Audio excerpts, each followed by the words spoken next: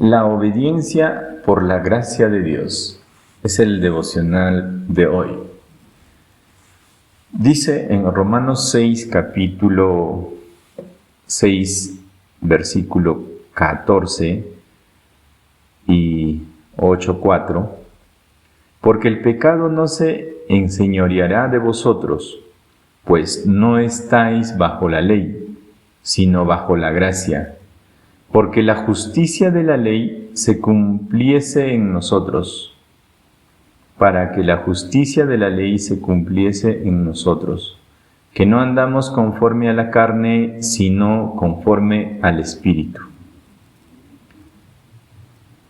Este es un tema vital acerca de la obediencia, pues reflexionemos sobre cómo se relaciona con la gracia de Dios. Varios pasajes clave que hemos examinado en los devocionales anteriores pueden ayudarnos a lograr este objetivo. Romanos capítulo 6, versículo 14, es un pasaje así. Aquí se nos dice cómo salir del dominio del pecado, porque el pecado no se enseñoreará de vosotros. Cualquiera que sea gobernado por el pecado está viviendo en desobediencia.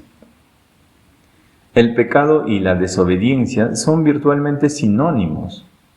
La gracia es el camino de la liberación de la desobediencia, porque no estáis bajo la ley sino bajo la gracia.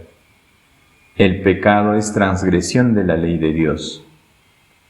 La ley puede llamarnos a las santas normas de Dios, pero la ley no puede ayudarnos a obedecer esas normas perfectas.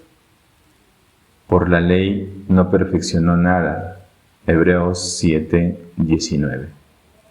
La gracia es el recurso de Dios para el perdón de los pecados, rescatándonos así de la pena dominante del pecado. En Él tenemos redención por la sangre, el perdón de los pecados, según las riquezas de su gloria, de su gracia. Efesios 1:7.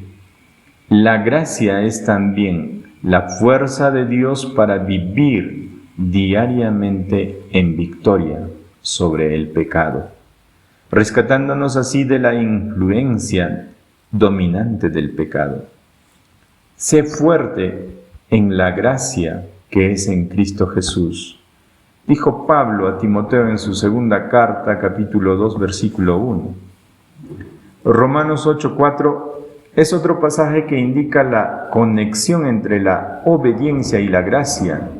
Las palabras iniciales abordan una razón principal por la que Cristo murió en la cruz, para que la justicia de la ley se cumpla en nosotros.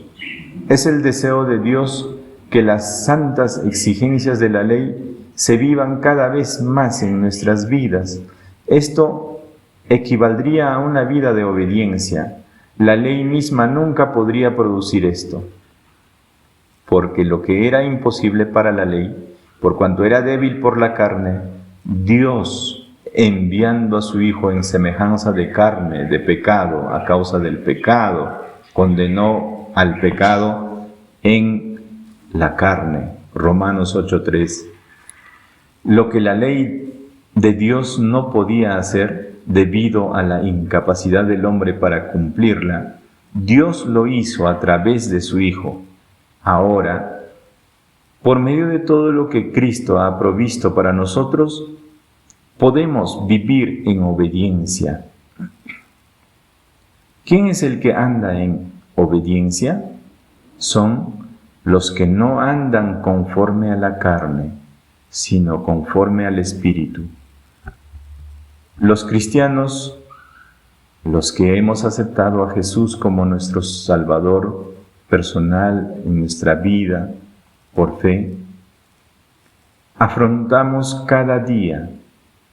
Por la carne, solo acceden a los recursos carnales del hombre natural. Por otro lado, aquellos que dependen diariamente del Espíritu obtienen de los recursos de la gracia de un Dios sobrenatural. Oremos. Padre Santo y Misericordioso, alabo tu nombre porque la gracia es el camino a la obediencia.